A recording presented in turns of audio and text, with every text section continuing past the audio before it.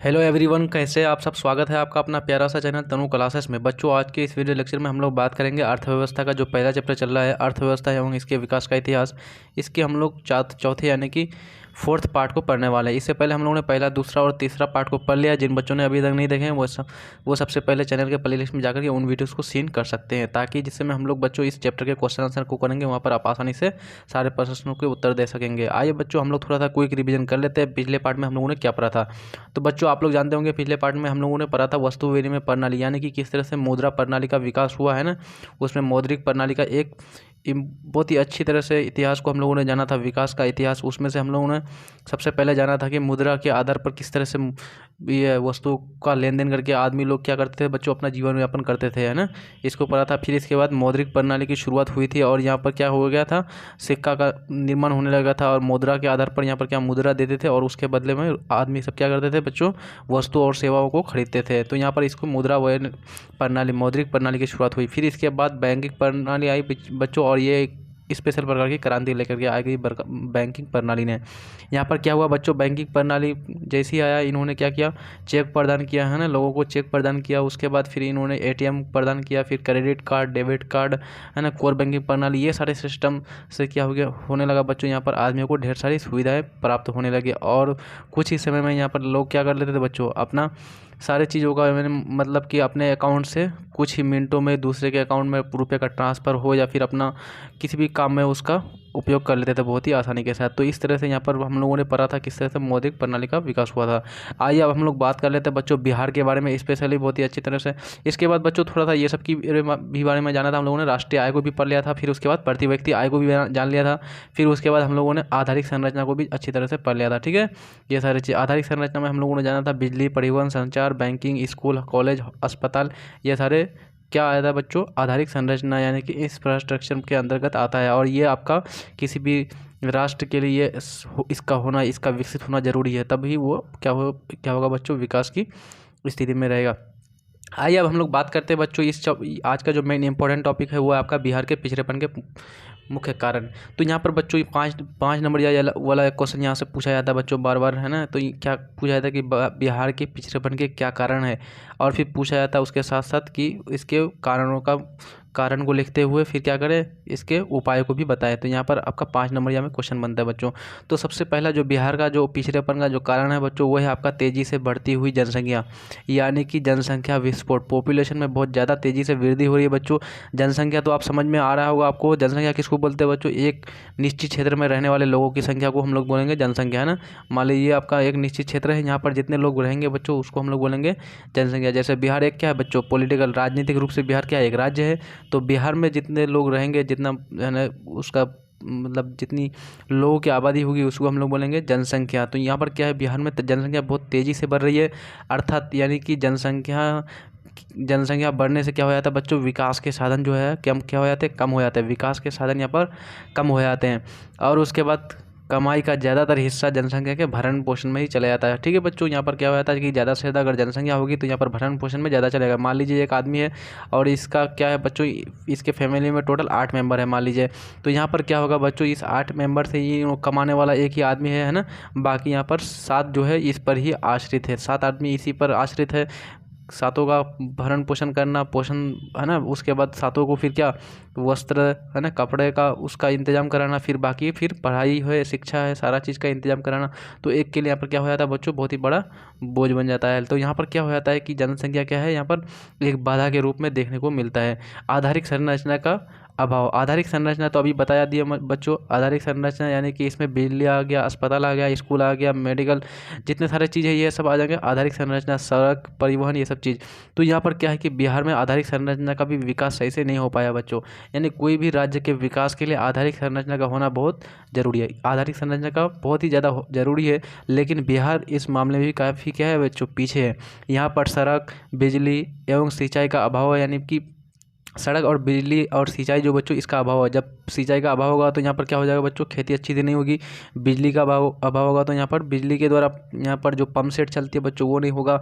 बिजली के द्वारा अन्य जो है ऑफिशियल वर्क और डिजिटल वर्क नहीं हो पाएगा यहाँ पर, है ना। और सड़क सही नहीं रहेंगे तो यहाँ पर क्या होगा बच्चों, तुरंत यानी कि कम समय में यात्रा ही नहीं होगी। जब कम समय में यात्रा ही नहीं होगी तो फिर यहाँ पर क्या होने वाला, दिक्कत होने वाली। तो यहाँ पर आधारिक संरचना का भी क्या है बच्चों, अच्छी तरह से विकास नहीं हुआ है। कहाँ पर, बिहार में। इसलिए ये क्या है बच्चों, बिहार के पिछड़ापन के लिए एक मुख्य कारण है। तीसरा है बच्चों यहाँ पर कृषि पर निर्भरता, यानी कि जो बिहार के जो अधिकांश जो जनसंख्या है बच्चों वो किस पर निर्भर है, वो किस पर टिका हुआ है, कृषि पर टिका हुआ है। यानी कृषि अच्छी होगी तो वो उसका घर का सारा चीज़ चलेगा, है ना। कृषि के अलावा अन्य चीज़ों पर ज़्यादा क्या नहीं है बच्चों, निर्भरता नहीं है। बिहार में अधिकांश लोग कृषि पर निर्भर है, लेकिन यहाँ की कृषि का हालत भी ठीक नहीं है। देखिए बच्चों, कृषि पर तो निर्भर है, चलिए कृषि पर निर्भर हो तो अच्छा कृषि हो तो फिर ये क्या है, सही है। लेकिन यहाँ पर कृषि पर निर्भर हो लेकिन फिर भी यहाँ पर उपज जो है बहुत कम मिले, उत्पादन बहुत कम मिले तो यहाँ पर क्या होगा बच्चों, ये भी क्या है कि यानी जनसंख्या के लिए ठीक नहीं है। और यहाँ पर जो बच्चों, यहाँ पर जो ज़मीनें होती है 2 से 3, 3 से 4 बीघा ज़्यादा से ज़्यादा होती है। यहाँ पर मध्यम और छोटे किसान ज़्यादातर होते हैं बच्चों, ना। बड़े बड़े किसान जो है वो आपका दूसरे राज्य है ना, पंजाब हरियाणा वो सब क्षेत्र में आपका है। यहाँ बाढ़ और सुखाड़ के कारण भी क्या होती है बच्चों, कृषि की पैदावार ठीक नहीं होती। मतलब कि कभी कहीं पर ऐसा आया था कि खूब बाढ़ हो जाती है, कभी क्या हो जाता है बच्चों, खूब सूखा हो जाती है, यानी कि बारिश का कोई बात ही नहीं। तो इस कारण से भी क्या हो जाती है बच्चों, कृषि का पैदावार सही से नहीं हो पाता। आइए अगला है आपका बाढ़ तथा सूखा से क्षति, है ना।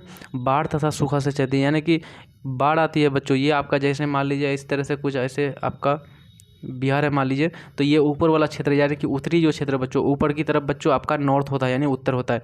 तो ये आपका उत्तरी जो बिहार है, उत्तरी बिहार, यहाँ पर इतनी बाढ़ आती है कि बाढ़ से ही सारा फसल नष्ट हो जाती है। बाढ़ से क्या हो जाता है बच्चों, सारा फसलें नष्ट हो जाती है और बार बार क्या हो जाता है, लोगों के घर द्वार ये सब क्या हो जाता है, नदी में समा जाते हैं। तो इससे भी क्या होता है, कहीं ना कहीं तबाही आती है। और बाकी जो दक्षिणी बिहार है बच्चों, ये नीचे का क्षेत्र दक्षिणी बिहार, यहाँ पर बाढ़ की कोई बात ही नहीं है बच्चों, क्योंकि यहाँ पर उत्तरी बिहार में जो है नेपाल से अनेकों नदियाँ आती है बह करके।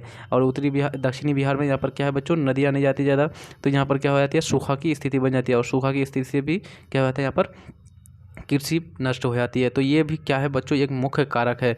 औद्योगिक पिछड़ापन, यानी बच्चों कहने का सेंस ये है कि बिहार में उद्योग का विकास नहीं हुआ है। जब वो फैक्ट्रियाँ नहीं होंगे तो यहाँ पर क्या होगा, ज़्यादा से ज़्यादा लोगों को यहाँ पर रोज़गार मिलने का कोई बात ही नहीं है बच्चों। तो यहाँ के लोगों को क्या करना पड़ेगा बच्चों, यहाँ से प्लानिंग करना पड़ेगा, यहाँ से योजना बना करके क्या करना पड़ेगा, दूसरे राज्यों में, है ना, मुंबई, महाराष्ट्र, गुजरात, ये सब क्षेत्र में जाकर के फिर क्या करना पड़ेगा, अपना रोजगार के अवसर को प्रदान करना, मतलब ढूंढना पड़ेगा इसको।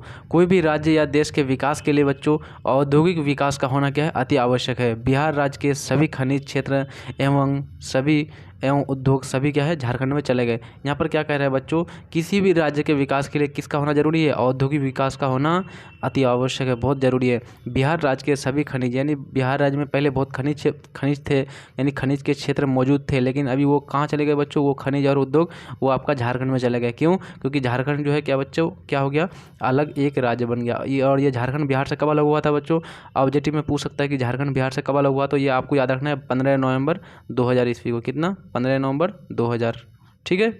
ये आपका बिहार से अलग हो गया था झारखंड। तो यहाँ पर क्या हो गया था, जितने भी यानी कोयला के खदानें थी, जितने भी लोहे की खदानें थी, वो सब किस में चले गया, उद्योग सारे चीज़ झारखंड में चले गए। और कुछ बचे उद्योग की भी स्थिति ठीक नहीं रही, मतलब कि बिहार में कुछ बचा था एकाध उद्योग, तो वो सब भी ठीक से नहीं चल पाया।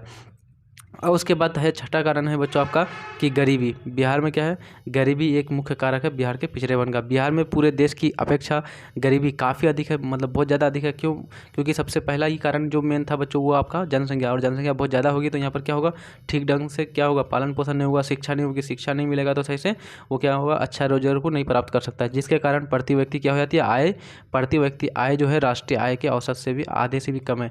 यानी बिहार के लोगों का जो प्रति व्यक्ति आय है बच्चों, जो राष्ट्र का जो प्रति व्यक्ति आय है उसके औसत से आधे से मतलब कम है। मान लीजिए अगर राष्ट्र का अगर प्रति व्यक्ति आय 40,000 आ रहा है बच्चों, तो बिहार का 20,000 से भी कम है। अब सोचिए बच्चों कितना बिहार पिछड़ापन है।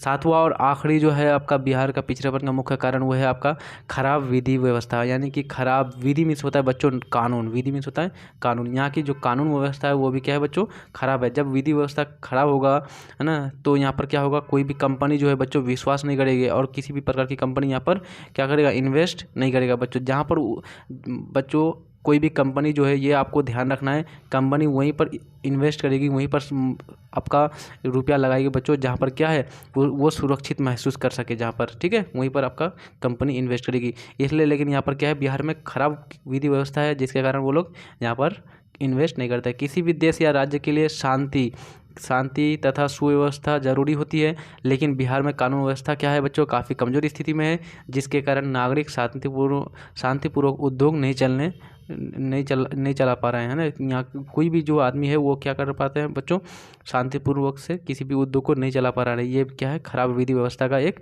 मुख्य कारण है, किसका, बिहार के पिछड़ेपन का। तो आइए अब हम लोग इसके निवारण को पढ़ते हैं बच्चों, कि किस तरह से इसका उपाय किया जाए कि बिहार के पिछड़ेपन को कमी किया जाए। तो सबसे पहला है बच्चों की जनसंख्या पर नियंत्रण। जनसंख्या पर सबसे बड़ा मेजर कारण बच्चों यही है, जनसंख्या। चाहे कारण कुछ भी हो, लेकिन बिहार का जो मेन आपका जो कारण है बच्चों बिहार का यही है। तो इस पर अगर नियंत्रण पा लिया जाए तो यहाँ पर क्या होगा, किसी भी तरह से बिहार के पिछड़ेपन को थोड़ी सी यहाँ पर दूर कर सकते हैं। तो जनसंख्या पर नियंत्रण करना क्या है बच्चों, बहुत ही जरूरी है। इसके लिए क्या है, इसके लिए इसको कैसे कम किया जाता है बच्चों, यहाँ से ज़्यादा शिक्षा है ना, और जागरूक करके, और शिक्षा जितना से ज़्यादा यहाँ पर प्राप्त होगा बच्चों, आदमी जागरूक होगा, और आदमी क्या करेगा बच्चों, यहाँ पर पॉपुलेशन यहाँ पर क्या करेगा बच्चों, कम से कम यहाँ पर क्या करोगे, फैमिली मेम्बर बनाने की सोचेंगे, क्योंकि प्रत्येक मेंबर को क्या करेगा बच्चों, ज़्यादा अच्छा से उच्च शिक्षा देने का सोचेगा, है ना, और अच्छा से अच्छा कपड़ा पहनाने का सोचेगा, अच्छा से अच्छा पोषण देने का सोचेगा। तो यहाँ पर क्या है बच्चों, शिक्षा बहुत ज़रूरी है। तो यहाँ पर है जनसंख्या पर नियंत्रण करने के लिए परिवार नियोजन कार्यक्रम को लागू किया जाए, है ना। परिवार नियोजन की, हाँ, 2 चाइल्ड पॉलिसी हो, या 1 चाइल्ड पॉलिसी हो, या 3 चाइल्ड पॉलिसी हो बच्चों। तो साथ ही साथ राज्य की जनता एवं खास करके महिला में और शिक्षा का प्रसार किया जाए। महिला जो होती है बच्चों स्पेशल, उसमें एकदम जो है शिक्षा का प्रचार किया जाए, महिला को पढ़ाया जाए, तब ताकि क्या हो, वो स्वतंत्र हो अपना किसके चुनने के लिए, कि मतलब फैमिली मेम्बर चुनने के लिए, एक हो या 2 बच्चे हो, है ना, इसके लिए। दूसरा है मेन कारण बच्चों, कृषि का तेज़ी से विकास। बिहार में कृषि ही क्या है बच्चों, जीवन का आधार है। अतः कृषि में नए यंत्र, यानी कि नए प्रकार के औजार, उत्तम खाद, उत्तम बीज आदि का प्रयोग करके क्या किया जा सकता है बच्चों, उपज, यानी कि जो है कृषि के उत्पादन में बढ़ोतरी हो सकती है। और इससे क्या कर सकते हैं बच्चों, जो भी लोग कृषि पर आधारित है, यानी कृषि पर निर्भर है, उसके कुछ समस्याओं का कुछ हद तक क्या हो सकता है बच्चों, हल हो सकता है, निराकरण हो सकता है। बाढ़ पर नियंत्रण, ये भी बहुत बड़ा मेजर प्रॉब्लम है जो बिहार का, क्योंकि बहुत बार हर साल बाढ़ आती है। तो बाढ़ पर नियंत्रण, किस तरह से बाढ़ पर नियंत्रण किया जाए, तो बिहार सरकार क्या करे कि जो नेपाल की सरकार है उससे क्या हो बच्चों, अलग अलग प्रकार की योजनाएँ बनाएं, है ना, उसके साथ मिलकर के, और बाढ़ पर नियंत्रण का किसी भी तरह से इसका निराकरण करें। तो बिहार के विकास में बाढ़ एक क्या है बच्चों, बहुत ही बड़ी बाधा है। इसके चलते फसल की क्षति, जान माल आदि की क्षति बहुत बड़ी मात्रा में होती है।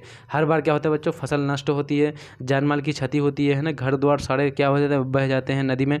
बिहार को नेपाल सरकार के सहयोग से बाढ़ नियंत्रण पर काम करना चाहिए, क्योंकि अधिकांश नदियाँ कहाँ से निकलती है, हिमालय, और वो कहाँ बच्चों, नेपाल, है ना। तो ये सारी चीज़ है। चौथा है आपका बच्चों आधारिक संरचना का विकास, यानी कि किस तरह से बिजली, स्कूल, हॉस्पिटल यानी अस्पताल, बैंकिंग सिस्टम, है ना, परिवहन, सड़क, ये सब का क्या किया है बच्चों, अच्छी तरह से विकास किया जाए, है ना। तो यहाँ पर क्या होगा, आधारिक संरचना का विकास करके भी बिहार के पिछड़ेपन को दूर किया जा सकता है। बिहार में बिजली की काफ़ी कमी है, अतः बिजली के उत्पादन में वृद्धि, सड़क व्यवस्था में सुधार, शिक्षा, स्वास्थ्य आदि की सुविधा में सुधार किया जाए, ताकि क्या हो जाए बच्चों, आपका आधारिक जो संरचना है, मूलभूत जो संरचना है, ये इसका क्या हो जाएगा, अच्छी तरह से विकास हो जाए। शांति व्यवस्था की स्थापना, अब यहाँ पर क्या है बच्चों, शांति व्यवस्था रहेगा। जिस राज्य में बच्चों शांति महसूस करेगा कोई आदमी, तब वहीं पर रुपया इन्वेस्ट करेगा। इसलिए शांति व्यवस्था किस तरह से कायम हो जाए अपने राज्य बिहार में, तो इसके लिए क्या है बच्चों, इसकी स्थापना किसी भी तरह से कराना। तो बिहार में शांति का माहौल कायम कर व्यापारियों में क्या जगह जाए, विश्वास जगाया जाए उसके अंदर, है ना, भरोसा जगाया जाए, ताकि क्या करे, वो आकर के कंपनियां जो भी है वो आकर के क्या करे, बिहार में इन्वेस्ट करे, तथा आर्थिक विकास की गति को क्या किया जा सकता है, इसकी वजह से, मतलब कि व्यापारियों में विश्वास जगा करके उसको आर्थिक विकास की गति को तेज किया जा सकता है। बच्चों आज का सारा चीज़ समझ में आपको किसी भी प्रकार की दिक्कत है यहाँ पर, अभी और भी है बच्चों, यहाँ पर जो है पिछड़ेपन की दूर करने का जो है मेन, तो यहाँ पर आपका छठा है पॉइंट आपका उद्योगों का विकास, यानी कि बिहार में क्या किया जाए, उद्योगों के विकास करके क्या करे बच्चों, बिहार के पिछड़ेपन को दूर किया जाता था। बिहार के झारखंड के अलग होने से लगभग सारे उद्योग कहाँ चले गए बच्चों, झारखंड में चले गए। अब सरकार को चाहिए कि ज़्यादा से ज़्यादा उद्योग लगाया जाए, जो बंद पड़ी है उसे भी ठीक किया जाए। अलग मतलब जहाँ पर बच्चों गन्ना की खेती होती है उसके बगल में गन्ना फैक्ट्री, जहाँ पर जूट की खेती होती है वहाँ पर कपास के यानी सूत धागा कटाने वाला, है ना, जहाँ पर अलग अलग प्रकार की बच्चों, जहाँ पर मतलब कि कहीं पर मान लीजिए कि कपास की खेती होती है या फिर किसी भी प्रकार की खेती होती है, तो वहाँ पर उसी प्रकार से उसका उद्योग लगाया जाए, है ना। तो यहाँ पर क्या हो जाएगा, इसके वजह से उद्योगों के विकास से क्या होगा, बिहार का पिछड़ापन कुछ हद तक दूर जाएगा। गरीबी दूर करना, अब गरीबी दूर कैसे किया जाएगा बच्चों, यहाँ पर गरीबी जो दूर है, ये गरीबी जो है इसको कैसे दूर किया जा सकता है, तो इसके लिए क्या है, रोजगार का अवसर प्रदान करना पड़ेगा, है ना, जो भी है उसके लिए। तो बिहार में सबसे अधिक प्रभाव गरीबी का है। गरीबी रेखा के नीचे लगभग कितना प्रतिशत है बच्चों, 42% लगभग गरीबी नीचे रेखा के नीचे है, लोग अपना जीवन बसर कर रहे हैं। इनके लिए रोजगार की व्यवस्था करना, है ना, ये स्वरोजगार को बढ़ावा देना, कि खुद से रोजगार को क्या करे, निर्माण करे खुद से। तो इसका बढ़ावा देना क्या है, ये बिहार के पिछड़ेपन को दूर करेगा। स्वच्छ तथा ईमानदारी प्रशासन, बिहार के आर्थिक विकास के लिए स्वच्छ तथा कुशल ईमानदार प्रशासन क्या है बच्चों, बहुत ही ज़रूरी है। और यदि भारत का विकास करना है तो बिहार का विकास करना क्या हो जाएगा बच्चों, यहाँ पर आवश्यक हो जाएगा। किसी भी एक क्षेत्र का विकास करना, मान लीजिए बच्चों ये एक बहुत बड़ा सा क्षेत्र है, लेकिन इसको ये एक छोटा था, इसी के अंतर्गत एक छोटा सा क्षेत्र है, इस पूरे का विकास हो जाए बच्चों, इस पूरे का विकास हो जाए और इसका विकास नहीं हो तो क्या संपूर्ण भारत का विकास हो पाएगा बच्चों, नहीं ना। तो यहाँ पर क्या है, इसको भी साथ में, इसका भी विकास को ध्यान में रखना पड़ेगा, इसका भी विकास कराना पड़ेगा, तभी संपूर्ण भारत का क्या हो सकता है, विकास हो सकता है। तो इसलिए कहा गया कि यदि भारत का विकास करना है तो क्या है, बिहार का भी विकास कराना क्या हो जाएगा, आवश्यक होगा। तब यहाँ पर बिहार के पिछड़ेपन भी दूर होगा और इस तरह से क्या होगा, अपना भारत देश का भी विकास होगा। तो भाई बच्चे लोग, आज का सारा चीज़ ये सब समझ में आया आप लोग को, किसी भी प्रकार की दिक्कत है कहीं पर नहीं ना, तो आप ज़्यादा से ज़्यादा वीडियो को लाइक कीजिए, शेयर कीजिए और चैनल में नए हैं तो सब्सक्राइब कीजिए, है ना। तो बच्चों मिलते हैं अगले वीडियो में, तब तक के लिए जय हिंद, धन्यवाद।